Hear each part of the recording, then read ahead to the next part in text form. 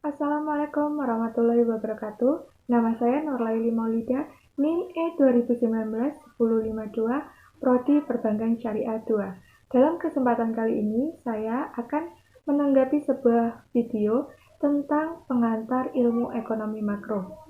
Pertama, saya akan menjelaskan pengertian ekonomi. Istilah ekonomi berasal dari dua kata bahasa Yunani, yaitu oikos artinya rumah dan nomos artinya aturan, tatanan, peraturan, dan hukum. Jika digabungkan, oikos nomos artinya pengelolaan atau manajemen rumah tangga. Sistem pengelolaan seperti halnya sistem administrasi. Dalam ilmu ekonomi ada rumah tangga individu atau rumah tangga konsumen dan rumah tangga perusahaan. Dalam rumah tangga individu, kita akan belajar tentang mengelola keuangan dalam rumah tangga dan cara membelanjakan apa yang kita dapatkan. Sedangkan dalam rumah tangga perusahaan, kita akan mempelajari tentang memanage keuangan dan cara memasarkan sebuah produk dari perusahaan tersebut. Apa sih definisi ilmu ekonomi itu? Menurut Adam Smith, ilmu ekonomi adalah sebuah ilmu yang membahas dan mempelajari tentang tingkah laku manusia dalam usahanya untuk mengelola segala sumber daya yang memiliki batasan penggunaan untuk mencapai tujuan tertentu. Contoh sumber daya terbatas seperti uang yang terbatas, sumber makanan yang terbatas, sumber air yang terbatas. Sehingga jika kita mengelolanya dengan baik, maka akan memenuhi kebutuhan yang kita inginkan. Selanjutnya, ilmu ekonomi teori. Ilmu ekonomi teori adalah ilmu ekonomi yang membahas gejala-gejala yang timbul akibat perbuatan manusia dalam usahanya meningkatkan kesejahteraan masyarakat. Bagaimana pembagian ilmu ekonomi? Ilmu ekonomi dibagi menjadi 3. Yang pertama, ilmu ekonomi deskriptif. Yang kedua, ilmu ekonomi terapan. Yang ketiga, ilmu ekonomi teori. Dalam ilmu ekonomi teori terbagi menjadi 2, yaitu ekonomi mikro dan ekonomi makro.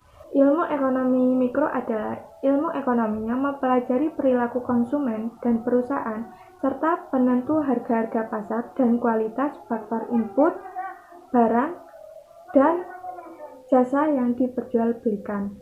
Jadi disebut ekonomi deskriptif, yaitu kita hanya menceritakan atau mendeskripsikan apa saja yang terjadi tanpa melihat situasi perekonomian pada saat itu. Contohnya, kita menceritakan tentang sistem ekonomi pada masa Soeharto yang menggunakan sistem ekonomi kapitalis. Kemudian ekonomi makro. Ekonomi makro adalah studi tentang ekonomi secara keseluruhan. Ekonomi makro menjelaskan perubahan ekonomi yang mempengaruhi banyak masyarakat, perusahaan, dan pasar. Konsep dasar ekonomi makro. Pertama, pendapatan dan pengeluaran.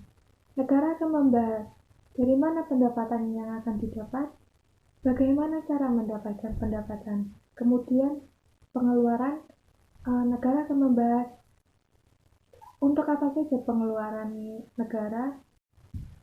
Yang kedua, pengangguran. Negara akan membahas apa penyebab terjadinya pengangguran, bagaimana cara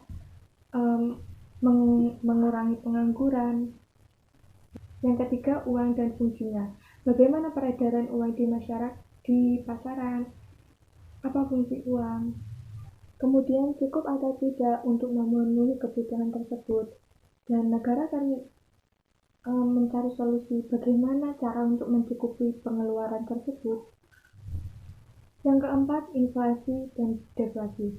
Bagaimana barang-barang tersebut apakah naik atau turun harganya. Kalau harga barang tersebut naik terus menerus, berarti itu